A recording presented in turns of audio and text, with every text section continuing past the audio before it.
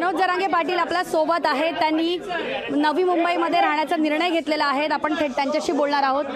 Sir, मुंबईकडे तुम्ही वळणार होता, पण आज महाराष्ट्र शासनाचं शिष्टमंडळ तुम्हाला भेटायला आलं आणि त्यानंतर तुम्ही नवी मुंबईमध्ये सध्या ठाण मांडून आहात। नेमकं थांबण्याचं कारण काय आहे?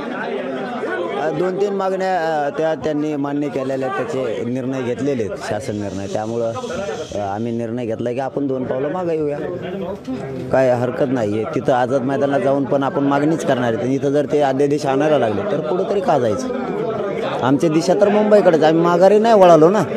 नाही दिलं तर उद्या 12 वाजता आझाद मैदानाला जाणार आहेत आम्ही, ते त्यांना स्पष्टपणानं सांगितलेलं आहे। तसं बोल ते येतील, थोड्या वेळात यायला लागले। सर, तुमच्या अनेक मागण्या होत्या, त्याच्यावरती शासनाने आज तुमच्यासोबत बैठक घेऊन जे आहेत एक अभिप्राय दिलेला आहे। तुमच्या बऱ्याच मागण्या होत्या त्याच्यापैकी, त्यापैकी कोणत्या मागण्या ह्या मान्य होण्यासाठी म्हणजे सुरुवात झालेली आहे त्याची? 54 लाख नोंदी 54 लाख नोंदी ज्या मिळाल्या होत्या त्याचे प्रमाणपत्र देणे आवश्यक होते। त्यातले 37 लाख प्रमाणपत्र त्यांनी दिले।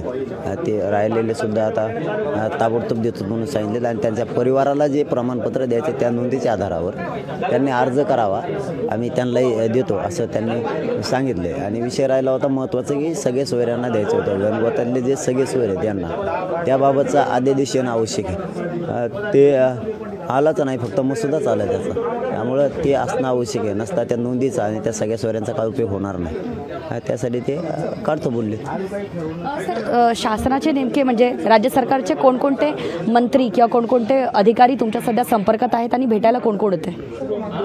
नाही, सध्या कोणीच नाही, सध्या अधिकारीच येतात। आम्हाला काय, कोणी पण जे आदेश पाहिजे तो द्यावा, तो मंत्र्याने द्यावा किंवा सचिवांना द्यावा, परंतु आमचं जी मागणी ती आम्हाला कायद्यात चौकटीत टिकणारी पाहिजे। सर, राज्य सरकारने 54 लाखाचा आकडा सांगितला होता, तुम्ही 57 लाख म्हणतायत, पण हे वाटप कधीपर्यंत होईल याच्याबद्दल काही शाश्वत तारीख देण्यात आली आहे का? कोणत्याबद्दल? 54 लाखाचा आकडा जो आहे तो राज्य सरकार, पण वाटपाचा आकडा म्हणजे वाटप कोणत्या तारखेला होणार आहे ह्याच्याबद्दल काही सांगितलं का? 37 लाख दिले सुद्धा त्याची वंशावळ जुळवायला लागते, त्यामुळं त्यांना 4-2 दिवस उशीर लागतो मागापुढं। त्यासाठी त्यांनी समिती सुद्धा दुसरी गठीत केली। पहिली शिंदे साहेबाची समिती नोंदी शोधण्यासाठी आणि ही वंशावळी शोधून देण्यासाठी, म्हणजे दोन्हीची प्रक्रिया सुरू आहे। शिबिरही सुरू केलेत त्यांनी, त्यामुळे त्यांचं काम त्यांनी वाढवलं, त्यामुळे त्याही लवकरच मिळतील। त्याला काय वेळेची गरज नाही, वंशावळ जुळली की लगेच मिळणार आहे ते ताबडतोब। तुम्ही ही पण मागणी केली की जोपर्यंत मराठ्यांना आरक्षण मिळत नाहीये तोपर्यंत सरकारी नोकऱ्या ज्या आहेत त्याची सुरुवात किंवा ते खुले करू नये अशी सुद्धा तुम्ही मागणी केली। नाही, तिथे बेरोजगारी हा प्रश्न महाराष्ट्र काय संपूर्ण देशभरामध्ये असताना सरकारी नोकऱ्या आता काढू नका जोपर्यंत मराठ्यांना आरक्षण मिळत नाही अशी पण मागणी तुम्ही तुमच्या भाषणात केली। नाही, काढू नका नाही बोललो, जे नोकर भरत्या तुम्ही करणार आहेत ते मराठ्यांना आरक्षण मिळेपर्यंत घेऊ नका, आणि घ्यायचे असतील तर दुसऱ्याच्या लेकराचं वाटोळं आम्हाला करायचं नाही आहे। तुम्ही भरती करा, परंतु मग आमच्या जागा राखीव ठेवा आरक्षण मिळेपर्यंत, ते त्यांनी कबूल केलेलं आहे। सर, सर्वात महत्त्वाचं की तुम्ही हे पण सांगितलं की ज्यांच्यावरती गुन्हे दाखल करण्यात आले होते त्यांचे गुन्हे मागे घ्या। सध्या गृहमंत्री जे आहेत देवेंद्र फडणवीस आहे, तुम्हाला पोलीस अधिकारी सुद्धा भेटायला येतात, त्याबद्दलची काही चर्चा झाली आहे की गुन्हे मागे घेण्याबद्दलची? ते घेतो म्हणून दिलं ना त्यांनी, फक्त त्याचा एक आदेश काढायचा राहिला, ते आदेश काढतील उद्यापर्यंत। टोटल असे किती मराठा तरुण आहेत ज्यांच्यावरती गुन्हे दाखल आहेत? आकडा काय आहे नेमका? खूप मोठा आकडा आहे तो, कारण निष्पाप लोकांवरती ते गुन्हे दाखल झालेले आहेत, करून जायचं दुसऱ्यानं, आणि आमच्या अंतरवालीतला हल्ला तर आमच्यावरच झालेला आहे आणि आमच्यावरच गुन्हे दाखल झाले। ही तर उलटाच खेळ बघितला आहे आम्ही। तर लेखी असा अध्यादेश लेखी काही तुम्हाला दिलंय का की ज्यांच्यावरती गुन्हे दाखल झाले त्यांचे सरसकट गुन्हे मागे घेतले जाईल? मसुद्यामध्ये उल्लेख केला आहे, परंतु त्याचा आदेश काढतील आणि त्या आदेशाची प्रत गृह विभागाकडून मंत्रालयाकडून आम्हाला येईल। सर, ज्या तरुणांनी किंवा ज्या लोकांनी जवळपास 80 काहीतरी आकडा आहे तो की ज्यांनी मराठा आरक्षणासाठी जे आहे ते स्वतःचं म्हणजे आत्महत्या केला मराठा आरक्षण मिळावे म्हणून, त्यांच्या कुटुंबियांना मदत मिळावी म्हणून सुद्धा तुम्ही मागणी केली होती।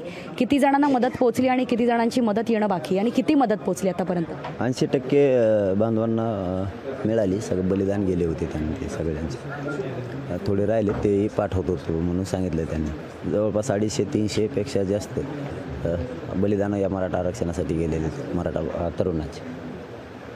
सर एक महत्त्वाचं की जर आपण बघितलं की 37 लाखाचं तुम्ही म्हणता की 37 लाख लोकांना जे आहे ते कुणबी प्रमाणपत्र वाटण्यात आलेले आहेत, तर मराठा समाजाचं पण एक काम आहे की जसं तुम्ही म्हणाला भाषणामध्ये की त्यांनीसुद्धा जे आहेत ते जिल्हाधिकारी कार्यालय किंवा ग्रामपंचायतीमध्ये जाऊन नोंदणी करावी. तर यासाठी तुम्ही काही जनजागृती किंवा यासाठी काही करणार आहात का, त्यांना समजावण्यासाठी की नेमकी कागदपत्र कशी गोळा करावी? आणि सरकार काय करतं? नाही, सरकार गोळा करतंय, पण तुम्ही जे मराठा बांधवांना जे आव्हान केलं की तुम्ही सुद्धा त्यांना कॉपरेट करा, तुम्ही सुद्धा जे तुमच्या नातेवाईकात एखाद्याचं कागदपत्र निघालं तर तुम्ही सुद्धा त्याच्याशी जी नोंद मिळाली ती त्याला माहीत नाही.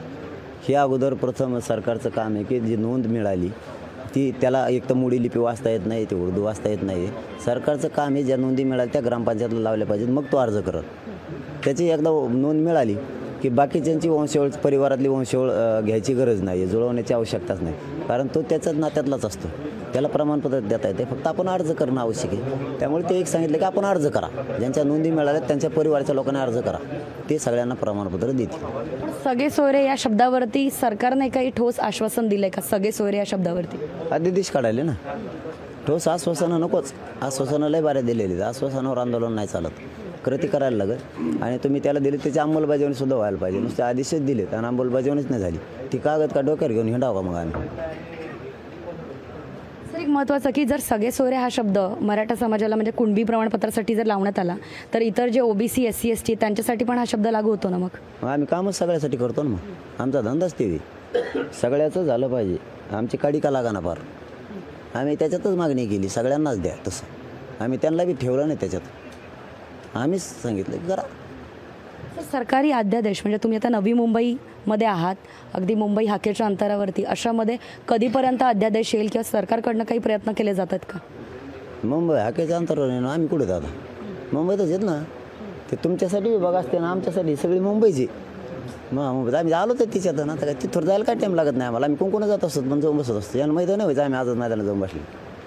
पण पोलीस अधिकारी तुम्हाला येऊन भेटून गेले आणि त्याचबरोबर मुख्यमंत्री एकनाथ शिंदे यांच्या वर्षा बंगल्यावरती सुद्धा पोलीस अधिकारी जे आहेत त्यांच्यासोबत मुख्यमंत्र्यांची बैठक झालेली आहे. तर आझाद मैदानावरती जाण्याचा तुमच्या निर्णयावरती म्हणजे जसं तुम्ही म्हणालात भाषणामध्ये की गुलाल उधळायला नाही तर मग आमच्या मागण्या पूर्ण करण्यासाठी आंदोलनाला, पण आझाद मैदानाला जाणारच आहे, याच्यावर तुम्ही ठाम आहात? ते वेगळ्या विषयात आले होते. आम्ही आमच्या याच्यावर ठामच असतं, पण कधी वेळेस काय असतं लय वेटीच धरायचं नसतं. आपण सुद्धा आपलं काम झालं आहे आणि विनाकारणच वेटीच धरायचं, त्याच्यासाठी आम्ही नाही आलेलो. आम्ही आमचा हट्ट पुरा करायसाठी नाही आलो, तिथं कोणाला त्रास देण्यासाठी नाही आलो. आमची मागणी 7 महिने आम्ही आमच्या गावावर आंदोलन केलेलं आहे. 7 महिने तिकडे केलं, आम्ही तुमच्याकडे नाही आलो. त्याच वेळेस तुम्ही द्यायला पाहिजे होतं. आता आमचा दोष नाही आहे, मुंबईकराला त्रास व्हावा आमचा दोष नाही आहे. उलट मुंबईकर आणि महाराष्ट्रातल्या सगळ्या लोकांनी सरकारलाच दोष दिला पाहिजे. तुम्ही 7 महिने सोडला असतं ते इथं आले नसते ना. नाही वेळेला जाणे आम्हाला इथं यावं लागलेलं आहे. नसतं आम्हाला काही इथं येऊन कोणाला त्रास द्यायचा आमचा उद्देश नव्हता आणि आता पण नाही आहे. एकदा मिळालं तर त्यांची इच्छा असेल की खूप त्रास होईल तिकडे ट्रॅफिकचा, तर नाही आम्ही काय वेळेवर निर्णय घेतो हा किंवा नाही. परंतु नाही मिळालं तर मग मात्र मी आझाद मैदानावर जाणार आहे उद्या 12 पर्यंत मिळेल, कारण तुम्ही उद्या दुपारी 12पर्यंतची वेळ दिली. ते आत्ताच येणार आहेत म्हणतात, येतील उद्याच सगळं 12 वाजता ठरलं. काय विषय ते उद्या 12ला क्लिअर. तोपर्यंत तुम्ही आणि तुमचे मराठा बांधव इथेच थांबणार आहात? थांबणार आहेत. काय भाकरी खातो जात आणि लगेच वाचायला चालू केलं, काही नाही झोपले, काही देतात घोषणा बाहेर. OBCना जे आरक्षण आहे त्या आरक्षणामध्ये आता कुणबी पण सामील होतील, कारण जसं तुम्ही सांगितलं की 37 लाख लोकांना प्रमाणपत्र वाटलं आहे, सरकारने 54 लाखाचा आकडा दिला आहे आणि तुम्ही 57 लाख जो आहे तुमच्या भाषणादरम्यान म्हणला. मग आता याच्यामध्ये OBCमध्ये एकूणच जर आरक्षण घेणाऱ्यांची संख्या वाढली तर OBC आरक्षणाचा जो टक्केवारी आहे ती वाढवावी अशी तुमची मागणी राहील का? काय गरज वाढायची, आम्ही त्याच्यातच ते मोकळी जागा आहे तिथे. ते एकटेच बसलेत खोलीत, खोली गज भरली म्हणतात, काहीच भरली मोकळीची आत, एकटाच माणूस आत, ती खोली मोकळीची, तिच्यात काही नाही. अनेक OBC नेते म्हणतात की OBC मध्ये पण अनेक जाती आहेत, त्यांचा आरक्षणाचा टक्का पण जर तुम्ही त्या OBCमध्ये, कारण काही कुणबी प्रमाणपत्र जे आहेत, काही कुणबी लोक जे आहेत ते ऑलरेडी OBCमध्ये आहेत, पण आता टक्केवारी वाढल्यामुळे OBCची पण टक्केवारी वाढवावी असं तुम्ही मागणी कराल का पुढे? पहिल्यापासूनच आम्ही तिथं आहेत, फक्त आम्हाला दिलं गेलं नव्हतं. टक्केवारी वाढलेली नाही, आम्ही धरून तो अंदाज आहे सगळा आरक्षणाचा. तिथं कमी काही होत नाही आणि ते काय असं बी खाऊच देत नाहीत. छोटे छोटे जातींना ओबीसीच्या 12 बलूचं जाणार असंही आरक्षण ते खाऊ देत नाहीत, तेच खाते सगळं. सर महत्त्वाचं म्हणजे की आता तुमची ही मागणी जी आहे म्हणजे उद्या गुलाल उधळायला तरी आझाद मैदानात जाल अशी अपेक्षा करता येईल का? आता ते उद्या 12 वाजता ठरलं, आज नाही सांगतात, उद्या 12च्या आत. सर शेवटचा प्रश्न, तुम्ही असं सांगितलं की मराठा समाजाच्या मुलांना जे आहे ते 100% शिक्षण मोफत असलं पाहिजे, तर मग आरक्षणाची गरजच उरेल शैक्षणिक लेवलला असं वाटतं का तुम्हाला? नाही मग आम्हाला आरक्षण नाही, मग शिक्षण मोफत, मग काय देता? तुम्ही मागणी केली हा ना, मग ते त्यासाठीच केली ती, आरक्षण मिळेपर्यंत क्युरिटी पिटिशनचा निकाल येईपर्यंत आम्हाला पक्का आरक्षण मिळतं. शिक्षण तर मोफत द्या ना, शिक्षण देत नाहीत, नोकऱ्या देणार, आरक्षण असून देणार. नोंदी सापडल्या म्हणल्याच्यानंतर कायदा सांगतो शासकीय नोंदी सापडल्या असल्या तर त्यांचा समावेश केला पाहिजे. सरकारचं ते क्रमप्राप्त आहे, त्यांना घेतलंच पाहिजे. आता आमच्या 54 लाख नोंदी सापडून आम्हाला ओबीसी आरक्षणात घेणार, मग आता ते क्युरिटी पिटिशनचा निकाल येईपर्यंत पोरांचं तरी कल्याण होईल ना. ती उद्या येऊ द्या किंवा 10 वर्षांनी येऊ द्या, तुम्ही तोपर्यंत ते कायमस्वरूपी ते मोफत शिक्षण करून टाका. ते हो बोललेत, बघूयात काय काय करते ते, आता कळण उद्यापर्यंत. सर आता मुंबईमध्ये तुम्ही धडकता, तर मुंबईकरांना काय आव्हान कराल? आम्हाला साथ द्या, हे सुद्धा लेकरं तुमच्याचे, हे दुसऱ्याचे नाही आहेत, तुमच्या दारात येत आहेत, हे काय जाणून बुजून आलेले नाहीत. एक न्यायाची मागणी घेऊन दशकापासून लढत आहेत खूप. हे आज यायले तुम्हाला थोडाफार त्रास होईल, ते आम्ही नाकारणार नाहीत, पण सहन करा, कारण हे पण लेकरं तुमच्या शेतकऱ्याची आहेत. यांना साथ द्या, तुमच्या दारात आले तरी यांना तांब्या भरून पाणी द्या, यांच्या पाठीशी उभा राहा, यांचं एकदाचं कल्याण होऊन जाईल. थोडा त्रास होईल हे आम्ही नाकारला नाही, कारण आता कुठं कैलासवासी अण्णासाहेब पाटलांचं स्वप्न पूर्ण व्हायला लागलं आहे. विनायक मेटे साहेबांचं, अण्णासाहेब जावळे पाटलांचं, आणि जे 250-300 बलिदानं गेले आमच्या मराठ्यांच्या लेकराचे, त्यांचं स्वप्न पूर्ण व्हायची वेळ आली. सगळ्या महाराष्ट्रातल्या बांधवांनी या आंदोलनाला साथ द्यावी आणि सहकार्य पण करावं. पण ज्या सोयी सुविधा म्हणजे अनेक जे इतर जाती धर्माचे बांधव जे आहेत ते तुम्हाला सपोर्ट करतायत, सोयी सुविधा शासनाच्या लेवलवरती पूर्ण करतायत का? पाणी, शौचालय वगैरे अशा सोयी सुविधा करतायत का? पोलीस वारंवार तुम्हाला सांगतायत की कायदा सुव्यवस्थेचा प्रश्न निर्माण होऊ शकतो. अनेक तुमच्या मराठा बांधवांना जे आहेत ते नोटिसा सुद्धा पोलीस पाठवत. नोटिस पिटिशन काय होत नाही आम्हाला, त्यांनी सुविधा करणं काम आहे, त्यांनी केलं नाही, आम्ही आमचं करतोय, आमच्या परिणाम जितकं होईल तितकं चालू आहे. पण एका बाजूला जेव्हा तुम्ही मागणी करता की जे आहे गुन्हे मागे घ्या, दुसऱ्या बाजूला पोलीस मराठा बांधवांवरती नोटीस पण पाठवतात. सर ते जाणून बुजून चालू असतं, होईल सगळा हिशोब, थोडं एकदा आरक्षण मिळू द्या, सगळं क्लिअर होईल. शेवटचा प्रश्न, राज्य सरकारला लोकशाहीच्या माध्यमाने काय आव्हान कराल का? राज्य सरकारला आता लोकशाही चॅनलच्या माध्यमाने काही आव्हान कराल का की तुम्ही मुंबईत धडक? सगळ्या हे समाज तुमचाच आहे, आलेली जनता तुमची आहे, यांना साथ द्या, सहकार्य करा, यांना त्रास देऊ नका. नसता मी महाराष्ट्रातला सगळा मराठा समाज त्रास दिला तर मुंबईत बोललो. बोलल्याबद्दल तर आपल्या सोबत होते जरांगे पाटील, त्यांनी लोकशाही माध्यमातून राज्य सरकारला आव्हान केलेलं आहे की लवकरच जे आहे त्यांच्या मागण्या पूर्णपणे पूर्ण कराव्यात आणि त्यासाठी लेखी अध्यादेश काढावा.